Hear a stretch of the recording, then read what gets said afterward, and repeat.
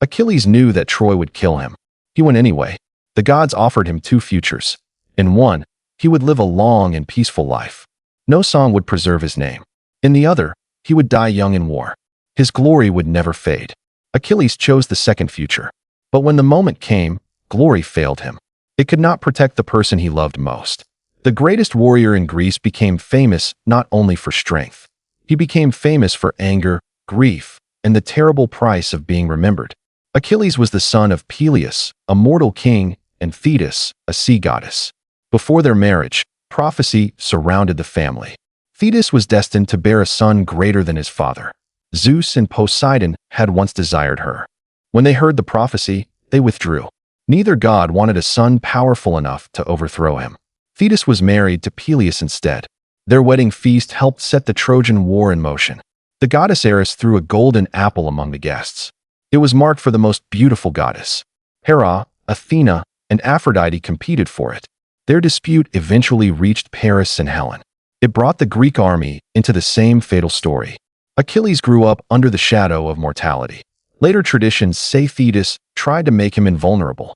In the most famous version, she dipped the infant into the river Styx. She held him by the heel. The water protected every part of his body except that small place. This is the origin of the phrase Achilles' heel. But that detail does not appear in Homer's Iliad. In the older epic, Achilles can be wounded. His greatness comes from extraordinary ability and divine ancestry. It does not come from complete invulnerability. Other traditions say Thetis hid Achilles among the daughters of King Lycomedes. She dressed him as a girl to prevent him from going to Troy. The Greeks needed him to win the war. Odysseus came to find him. He displayed jewelry and weapons. Then a trumpet sounded as though enemies were attacking. While the women fled, Achilles reached for a weapon. His identity was revealed. Whether he was hidden or chose openly, Achilles sailed for Troy. He understood the alternatives before him. If he returned home, he would live long. His descendants would remember him. The wider world would forget. If he remained at Troy, he would win immortal fame. His life would be brief. The Greek word kleos meant glory carried through song.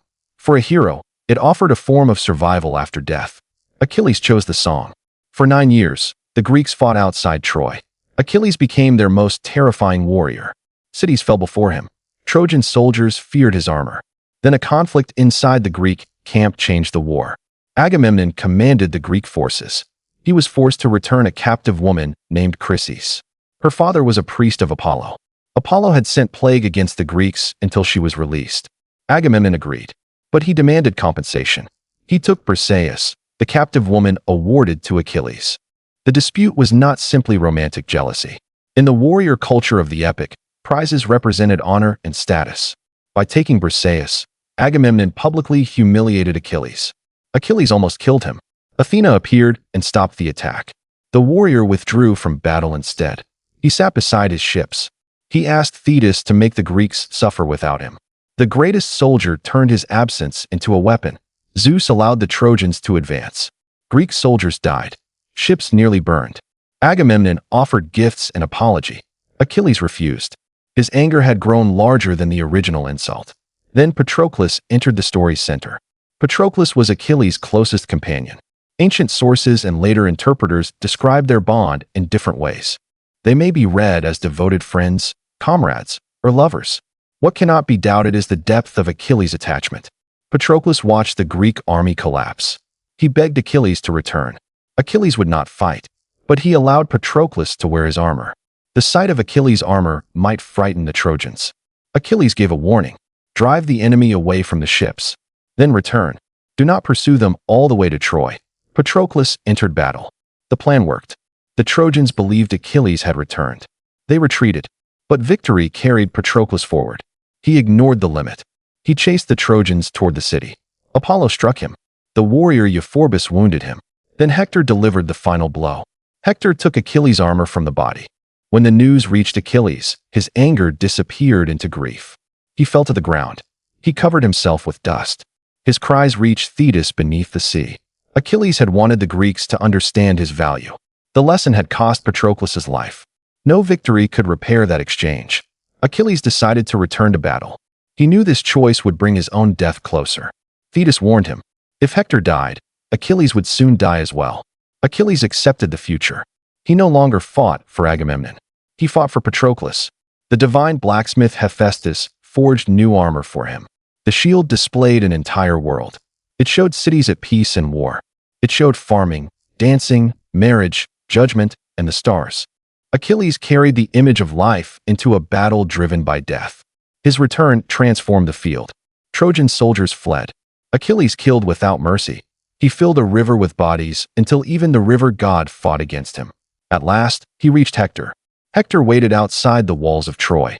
Then fear overcame him. He ran. Achilles chased him around the city 3 times. Athena deceived Hector into stopping. The 2 warriors faced each other. Hector asked for an agreement. Whoever died should be returned to his people for burial. Achilles refused. He killed Hector with a spear. Then he pierced the dead man's ankles. He tied the body behind his chariot. He dragged Hector through the dust. The act went beyond victory. Achilles tried to make grief visible through cruelty. But revenge did not return Patroclus. Each day, Achilles dragged Hector's body around the tomb of his companion. The gods protected the corpse from decay. Finally, an old man entered the Greek camp at night. It was King Priam of Troy. He came alone to ransom his son's body. Priam knelt before Achilles. He kissed the hands that had killed Hector. Then he asked Achilles to remember Peleus. Achilles' father was also old. He would never see his son return from Troy. For the first time since Patroclus died, Achilles looked beyond his own grief.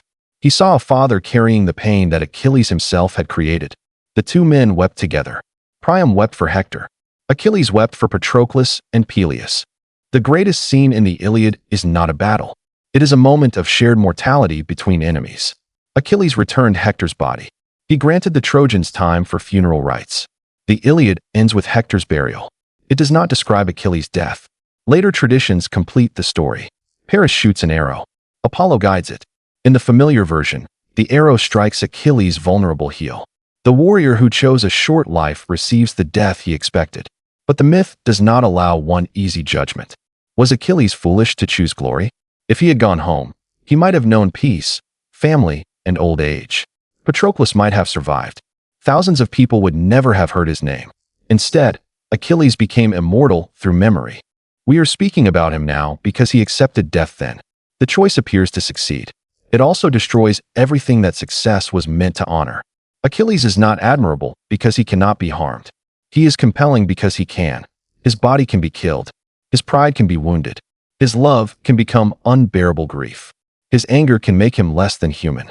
His compassion can return when Priam reminds him that every warrior is someone's child. The true weakness of Achilles is not one heel. It is the belief that glory can compensate for loss. No song can replace Patroclus. No victory can comfort Priam. No immortal reputation allows Achilles to return home. Yet the song preserves more than violence. It preserves the moment Achilles changes. He releases Hector's body. He recognizes grief in an enemy. For a brief time, rage gives way to mercy. That choice may be greater than any warrior's victory. So remember Achilles before reducing him to an invulnerable hero with one weak point. Remember the young man offered 2 lives. Remember the soldier who allowed pride to remove him from battle. Remember the friend whose death made glory taste empty. Remember the enemy father kneeling in the darkness. Achilles chose to become unforgettable. He succeeded. But the story that preserved his name also preserved the cost. He gained eternal glory. He lost the future he could have lived.